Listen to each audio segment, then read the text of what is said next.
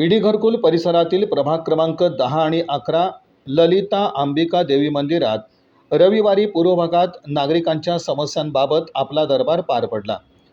या दरबारात नागरिकांच्या मूलभूत सोयीसुविधांच्या अडचणींच्या संदर्भात चर्चा करून अडचणी सोडवण्यासाठी पुढील उपाययोजना करण्याचं आश्वासन दरबारात देण्यात आलं। त्याचप्रमाणे मागील दरबारातील उर्वरित समस्यांच्या निराकरणासंबंधी योग्य ती पावलं उचलण्यात आल्याचं नगरसेवक प्रथमेश कोठे यांनी सांगितलं। हा 5वा आपला दरबार भरवण्यात आला होता। या आपला दरबार उपक्रमाचं आयोजन सातत्यानं करण्यात येत असून नागरिकांचा उत्स्फूर्त प्रतिसाद याला मिळत आहे। नागरिकांच्या मूलभूत सुविधा तसंच महत्त्वाचे प्रश्न मार्गी लागत असल्याचं देखील प्रथमेश कोठे यांनी सांगितलं।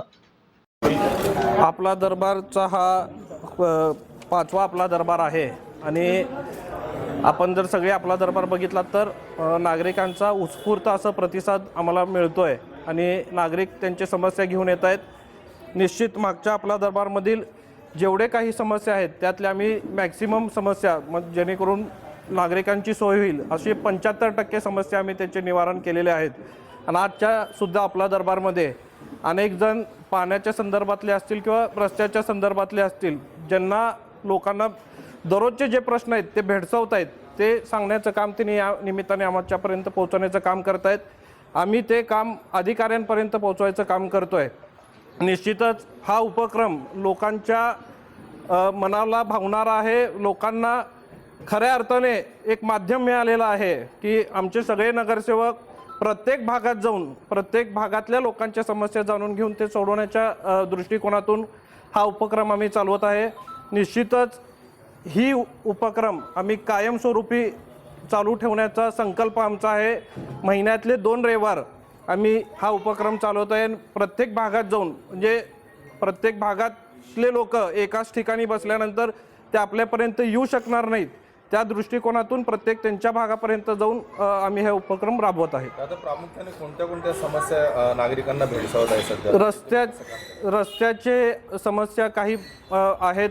पावसाळा चालू झालेला आहे, काही पाण्याच्या संदर्भातले घाण पाणी काही भागात येत आहे, असे समस्या नागरिकांच्या आहेत। आणि सध्या लाईटचा सुद्धा मला वाटतं आपल्या सर्वांना प्रश्न माहिती आहे की स्मार्ट मीटर बसवल्यानंतर अनेकांचे बिल वाढलेले अनेकांना अनुभवायला मिळत आहेत। पण ते कशामुळे झालेले आहेत आपल्याला सर्वांना माहिती आहे की आपले मुख्यमंत्र्यांनी विधान भवनात सांगितलं होतं की स्मार्ट मीटरमुळे कुठलंच बिल वाढलेलं नाही आहे। पण त्याचं नेमकं कारण काय आहे हे निश्चितपणाने आम्ही MECBच्या सुद्धा अधिकाऱ्यांना बोलून त्याच्यात काय करता येईल जेणेकरून लोकांचे जे बिल वाढले गेलेले आहेत त्याच्यात आपल्याला त्यांना कसं सुविधा देता येतील किंवा त्यांचं बिल कसं कमी करता येईल या दृष्टिकोनातून आम्ही प्रयत्न करू। दरबारासाठी नागरिकांचं प्रतिसाद आहे का? कसं आहे, काय त्यांचं म्हणणं आहे नेमकं? नागरिकांचा प्रतिसाद आपण आज पण पाहिला असाल किंवा माझ्या अगोदरचे जे आपले दरबार झालेले आहेत त्याचा सुद्धा प्रतिसाद आपण पाहिला असाल।